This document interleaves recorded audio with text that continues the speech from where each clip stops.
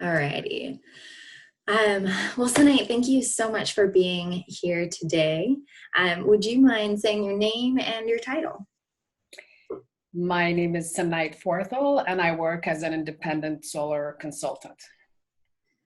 Well, thank you for talking about your career pathway. A lot of folks know that there's a bunch of solar jobs in the industry, and sometimes it's hard to know even where to begin. They might know where they want to end up, but they don't know, how do I get my foot in the door, and then how do I navigate this career pathway of the solar industry. So I'm excited for you to share what your pathway was. But before we get started on really the nitty gritty, I got to start with our little opening question of, if you were stranded on a desert island and you had a small solar system that could power three things, what three electronic things would you power with your small solar system out there? I think the first one will be some cooking apparatus, I guess, some whatever it could be that I can carry on.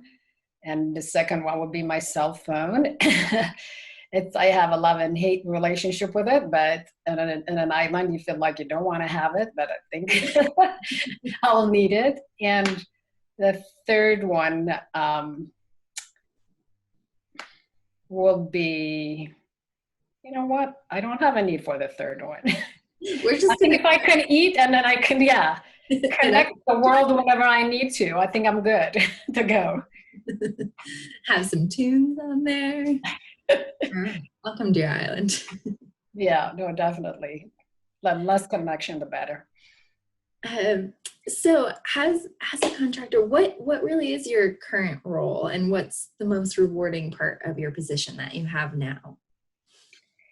So I work as a consultant with FCI Management, which is an energy service company that implements energy and water efficiency solutions for residential and governmental agencies, and commercial, industrial also. And they added solar to their portfolio only 4 years ago, and I was there from the beginning. So it was challenging setting up everything and learning everything on the spot, but then also the most rewarding part was it forced me to learn everything there is to know, because they didn't want to, hire a lot of people to start from ground, creating a whole system, a whole team. And it forced me to learn the whole business. It's like I do the initial visit with customers, and I do site visit, and I go back to the office and determine power needs and calculate the actual costs and ROI, and then go back and again discuss that with the customer. And then if it goes through, then I also manage the project. So I completely learned the whole thing on the fly by just educating myself. So wow. That was the most rewarding part of it. Yeah. So some of the main projects and tasks that you're talking about that you do in a typical day, walk us through some of those. What does it even mean to do a visit and figure out the ROI? And then what does it mean to manage that project? What are some of those main tasks that you're talking about in projects? So, I don't work full time. I just work on project basis. They have salespeople because their bread and butter is doing energy efficiency retrofits. So when their salespersons go out and do a project in commercial buildings mostly, and they get a request, or they offer the solar service, they get customers that are interested, and then they pass that information to me, and then I reach out to the customer. So, the challenging part is always just preparing for the presentation and making the sale. So, typically when we have that project, then I would be doing my, Google, looking at their roof and determining, the orientation, and then I will go back and ask for their bills, and see if they have enough space, and condition of their roof and all that stuff we discuss. And then I'll just use the software to prepare the proposal, basically. So, typically that's what it will, but, of course, there's a lot of time lapse in between because it takes a long time for the customer to review and to decide. And most of the time, commercial is the hardest. Most of the time, they end up not even adopting solar because it just becomes, I think, costly, and financing seems to kill always the project. So is commercial more costly because it's a bigger system, or why is commercial the hardest? To me, the way I see it, it's actually cheaper for commercial buildings because they can depreciate the system really quick. So by the time they got the tax rebate and the depreciation, 50% of the cost is paid for upfront in the first year. The challenge that I see is, again, the knowledge gap between the managers, the energy managers, or the building management company, because most buildings are, you never get a chance to talk to the owner, and it's an extra work for the building manager. And if they don't understand it, if they have to ask for more money, they just say, we're not interested, because everybody is used to paying utility bills for some reason. And it's not that burning. But usually when you get a building owner, they get excited when you see them, the return on investment. Oh, interesting. It's all about who you're talking to and who gets what. Yeah. That people navigating rather than just... No, definitely. So that's what I was telling you before we started recording is with my nonprofit organization, OC Go Solar, what we went out to resolve was this confusion and this inertia that homeowners have about, like, am I doing the wrong thing? Am I picking the wrong contractor? We always held, workshops to educate the community. It's a community event, and we have workshops, no pressure, no salespeople. We talk about solar, the benefits, and what they need to know about their roof and all that, and the cost. And surprisingly, in one workshop, we will get more than like 40 to 50 people to commit to going solar. Wow, that's no, definitely. So I feel like there is that information gap, and how do you get that information across? I think that's the big barrier for solar adoption. So I'm guessing that your nonprofit OC Go Solar came from lessons that you were learning, or which came first, and how did you start that nonprofit? The way it came is when friends and family knew I was working in solar, they all had like these questions. It's like, well, how do I know I'm making the right decision? What if I get the wrong product? What if, I have a problem down the line, or the technology changes and I'm stuck with some old technology? And then I was like, well, would you look at my offer? I have a proposal. Can you take a look and let me know if I'm doing the right thing? So that just convinced me, just like there was so much need for it. And I talked to some of my friends, my neighbors, and then when I told them that, one of them said like, hey, why don't we have a workshop at my house and we'll invite some neighbors and you can explain the process of going solar. And that's how everything started. This is, I think like 4 years ago, in 2016, we had our first workshop, and this is our fourth drive. It's supposed to be this spring. Now we're kind of stuck because of COVID-19. But all along, without really going outside of our community, we were able to help over 200 families go solar. Wow. Yeah. That's significant. That's wonderful. Yeah, no, definitely. It's great because it sounds like they were able to go into it in a more informed manner, because it can be a very personal and kind of scary thing to go solar. There's a lot of communities too that have been given misinformation. And so I think it's so important that you're able to go into the community and inform people. Yeah, no, absolutely. And it's not just only inform them. After they were educated, they were part of the selection committee, contractor selection committee. Like homeowners will volunteer to sit through it, and they are part of the process. So it's not like somebody's telling them to go. with this product or with this contractor, but they were part of the process. Yeah. That's wonderful. So you're doing this incredible work within both consulting and your nonprofit, where it sounds like you're 100% like go solar. What was your very first job that kicked you off into a career in solar or the clean economy? My first job, after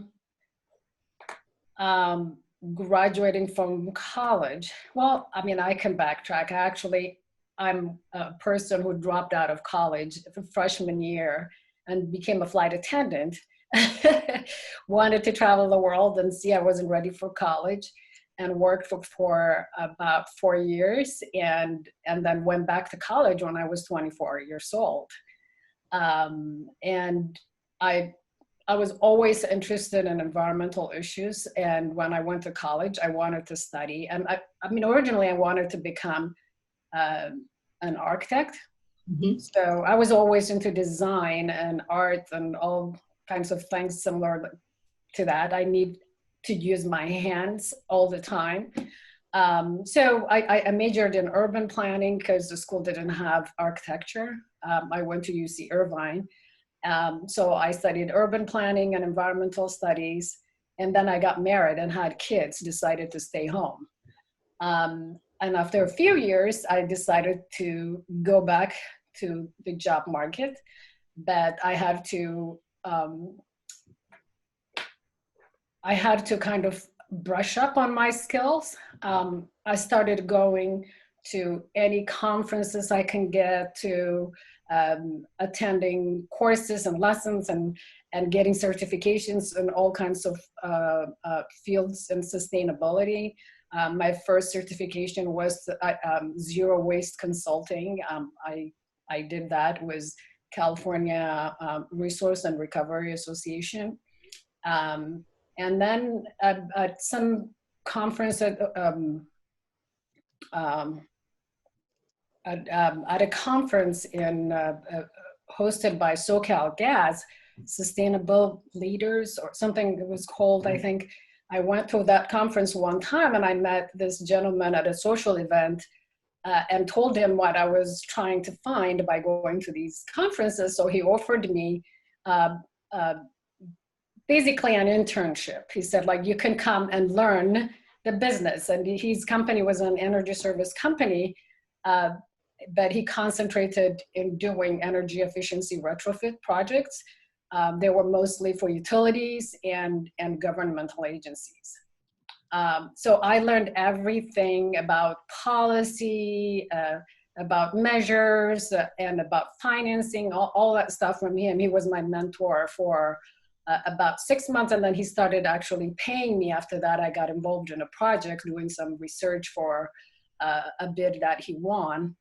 And I didn't stop there. I continued to go to Solar Power International conferences by volunteering, so I don't have to pay, the big fees for attending. So I'll give like 4 hours of my day to volunteer and then attend some lectures and conferences. So I learned most of my skills from going to conferences. And I attended a lot of utility courses that they offer, and that's where actually I found out about grid alternatives, and I decided to attend their training sessions. And at the end, I was able also to do rooftop installation with grid.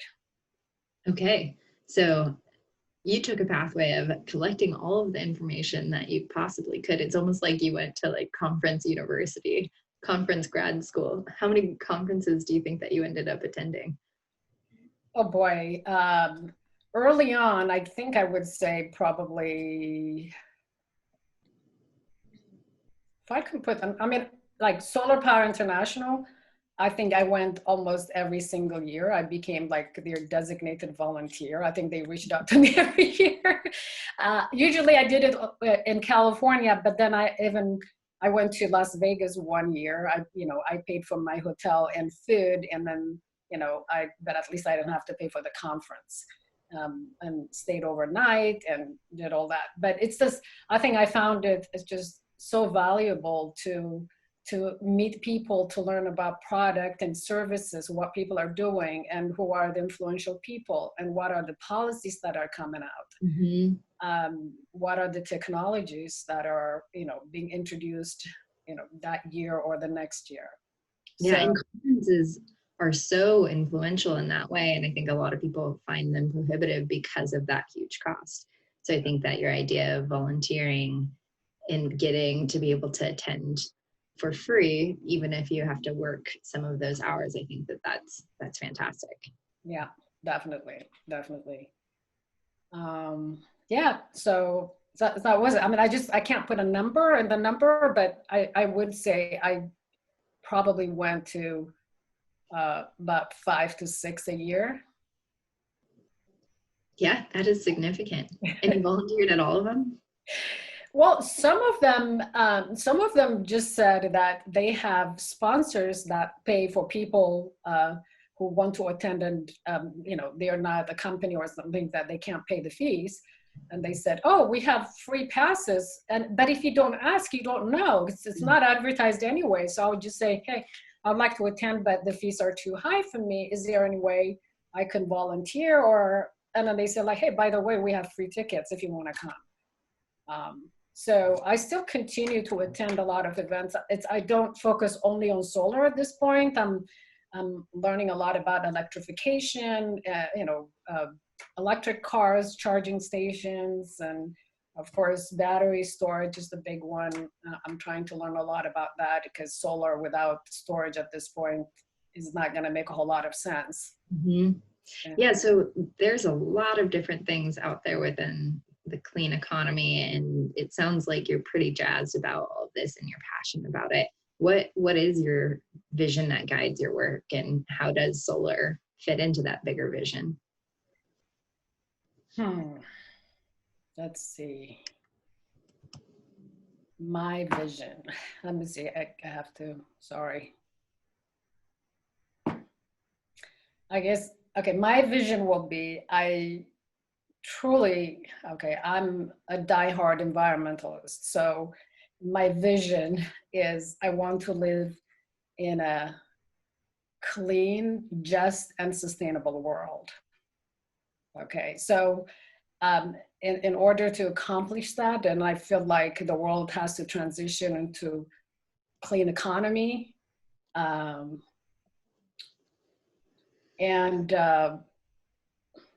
I believe solar and energy storage will be part of the big solution.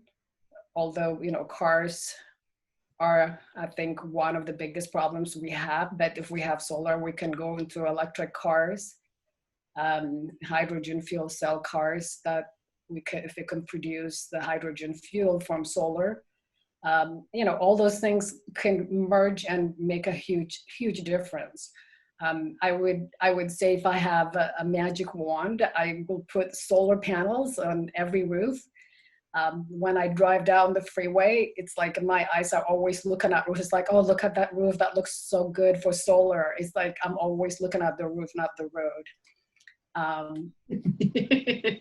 Yeah, no, I mean, and to be honest, I think that's the reason also I'm spending a lot of time on my nonprofit, because it's Osigo Solar is working just to simplify the process so people, homeowners can understand the process if they want to go solar. And more people that I meet are doing it for environmental reasons, not for the financial reasons. Yeah. So, that's my bigger vision. Yeah. So you talk about it being clean, just, and sustainable. People might be able to be like, clean, okay, yeah, I hear how renewable energy, that's becoming clean energy and sustainable because it can last a long time. You also said a just future. How does that justice piece fit into your vision and all of this? So, I mean, as you all know, inner cities, low-income communities suffer the highest pollution and health consequences from pollutants. more than anybody else. And of course, they don't have pretty much anything to do with producing these things. Industries, freeways go through low-income communities, and they, you know, it's like when I learned about how the California freeways were designed, it was completely maddening and sad. It's just because, you know, affluent communities didn't want any of the roads come close to them, but the low-income communities didn't have any representation. They didn't have any voice. No one is telling them. It was just like a construction. We'll start, we'll plow through the neighborhood, and the oil rigs come, and everything happens. And when I looked at the Cal Enviro Screen 3, you know, map for disadvantaged communities, and then you look at the statistics and the breakdown of, you know, pollutants and asthma from air quality problems. And I mean, it's just like, it's shocking. I completely froze looking at the statistics, and it's very sad and unfair and unjust to do that. I joined our local environmental justice organization in Orange County. So we're working to address water quality, and also for the community to learn about energy and how they can transition into solar. Of course, most of them can't afford, and that's why Oswego Solar is trying to work with other nonprofits. We actually are also trying to partner with Grid Alternatives now, trying to book the DAX program. So I mean, I always believe like there is no me without you. That's my motto, I guess. People can live in a clean area, but we share the same skies, even though the pollution can be concentrated more in some areas. You cannot have a clean life without living a whole segment of society in the dark. So there has to be some justice. We have to be able to clean the air and the water in low-income communities. Yeah, I've seen some people that were at community meetings, and they see the Cal Enviro screen and they put in their address, or they put in the address of where they grew up, and that's enough for them to be able to say, oh, I want to hop on this train. Like, I want to help my community, like, mitigate what we've always had impact us. So yeah, absolutely. Cal Enviro screen can be pretty powerful just to see those impacts. Yeah, it's a powerful tool, definitely. So when you started in the industry, you went from college, you went from the conferences. It sounds like you became an intern, and you even moved up throughout that internship. And now you're a consultant and you have your own nonprofit. So there's obviously been some between point A and point B. So when you wanted to move up throughout this industry, how did you go about doing so? How did you start taking yourself to the next level beyond those entry-level positions? I think it just because I think when I started to learn a lot of things, and I started to mature, I guess, in my skills and knowledge. I start to feel like I could, if I put my energy behind anything I want to learn, that I could do it. So I didn't just focus on one field like solar. As I said, I was into energy efficiency. So I try to find, I'm always reading and getting mail from different organizations and agencies. And I'm always like, my head is thinking, oh my God, yeah, that's interesting. Maybe I should explore that. So I get involved in different projects. Like in Orange County, there was this LCR project. It's about, I'm trying to remember what it stands for. Local capacity resources. Southern California Edison lost the San Onofre nuclear plant, but the state wouldn't allow them to generate energy from fossil fuel. So they were told that they need to reduce energy consumption to make up for the loss. So they started giving rebates for businesses in certain area to reduce their energy. So I read about it and I got involved in energy storage, selling energy storage. That was very hard. And then I got into lighting projects. So yeah, so I work as a sales consultant. I go and explain the rebate and what the customers are going to gain out of it, and which is still going on. It's about to wrap up now, but it's an incredible offer that a company can get LED lighting for their entire building for free, just to reduce their energy, but they just have to keep that level of lighting for the next, I think, like 4 or 5 years. Mm-hmm. Yeah. So to guarantee the savings or the reduction in energy for Southern California Edison. So I get into interesting projects, and I like being an independent contractor because I'm not tied down to one project. I get to choose and pursue different projects. And so it sounds like you went from really being in kind of a niche area to being able to remain informed and saying like, okay, this is what I'm going to pursue because I'm informed. And so you go after whatever those hot markets are.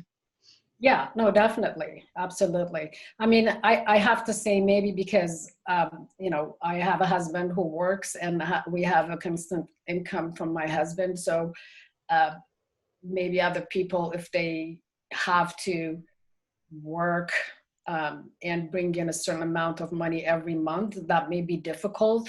But I think that's where I have the advantage to say, I like to work, but I want to focus on interesting projects. I didn't want to be tied down in an office, you know, 8 to 5, doing the same thing every day. So I think in that sense, you know, I'm lucky I'm able to do that. Yeah. And consulting is definitely an interesting career to look down because you do have a little bit more of that flexibility and being able to focus on those passion things in hot markets. So that's an exciting career path to go down. What are some of the skills you've gained that you didn't expect that you would need within this industry? I would say confidence. It's it was always a big challenge for me because I was shy when I was younger, and I tried to, even when I was in school, I always tried to sit in the back and I didn't want to be seen or heard. But you know, and then I start to realize, and the reason was just I was being shy, and if I could, but you know, by going into this field, and especially if I have to do a presentation in sales, that was like the scariest thing for me to do. And I used to panic and hyperventilate to do anything like that. And, you know, the more you do it, the easier it gets. And then realizing the person across the desk or the table is a human being like you that goes through the same stuff you're going. And you start to realize that, and you kind of start to focus on the main reason you were there rather than worrying if you're saying the wrong thing or if you're going to have a problem explaining what you're doing. And things start to get better. So I never thought I would be selling anything in my life, but then now I'm very comfortable to go out and talk to people. And you know, if it doesn't work out, and it didn't work out, and then I don't blame myself. And I try to look back and see what went wrong, maybe if there was something I could do better. So I would say, I think that's what I think I gained the most is confidence. And it's so hard to kind of see and track that too, because now it's so hard to believe that there was a time where you were shy and it was hard to speak on camera or in public or give these presentations. But I think that's such a good point where you were talking about it gets easier over time. And I think also what you're getting at is it just takes practice. So sometimes that practice can be like in the real world, learning at those presentations. And sometimes it does take practicing in front of the mirror, literally talking at your Yeah, presentation. So absolutely. And being a woman, and again, and I felt like every time I went out, it's like I had to explain myself, or I have to basically push to show people that I actually know what I'm talking about, because people look at you in this industry and then immediately they have this urgency to kind of lecture you Mhm. about the subject, without even knowing how much you know or anything. They just assume you don't know because you're a woman. Mhm. And I think I started to develop that is like fighting back, kind of to stand up and say like, okay, I know what I'm talking about. And people will start to listen if you have that confidence finally that is coming together. It used to be like, you know, I think what I worried about was mostly like, do I know what I'm talking about? And once I got that down, and being a woman part did not challenge me, because I knew how I would be perceived as a woman. So, but I wanted to show people that no, I know, it's, I don't know how to put it, but it's just, you might think I'm a woman and I don't know, but I do know. And I want you to know that, Yeah, I'm and trying to hold my ground. there's a lot to get over with that imposter syndrome. And so it sounds like you defeated some of that imposter syndrome by becoming an expert. So now you don't have to focus so much on, hey, here's this side of it. You're able to say, hey, I know what I'm talking about, listen or not, but here's it. Yeah, no, definitely. And I'm not afraid to say also, I don't know about things I don't know. Right. Yeah, That's so important. yeah, It's so definitely. long to learn being able to say I don't know and feel okay about that. Yeah, Uh, absolutely. in my research for this interview, I learned that you are interested in encouraging more women of color into the clean economy. Can you say more about that? Well, so I feel like a woman has to work harder than a male counterpart to sell or to talk about technology.